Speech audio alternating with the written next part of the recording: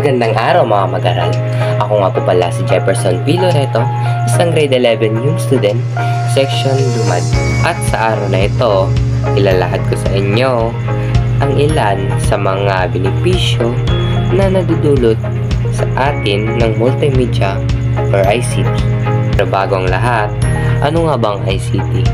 Ayon sa aking nakalap ng impormasyon, ang Information and Communication Technology o mas kilala sa tawag na ICT ay tumutukoy sa mga teknolohiya na ginagamit para sa pagproseso ng impormasyon, komunikasyon at paglikha ng digital na nilalaman.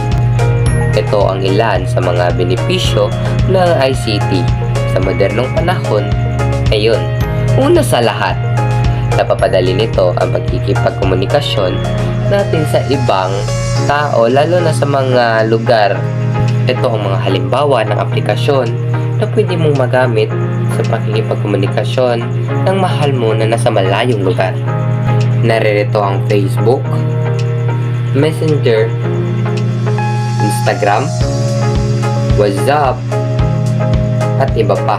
Dahil sa aplikasyon na yon, pwede na natin makausap ang mahal natin sa buhay na nasa ibang panig ng mundo. At isa pa, ito rin ay nagbibigay ng karagdagang kaalaman pagdating sa pagkakaroon ng trabaho katulad na lamang ng IT, call center agent, virtual assistant, at iba pa.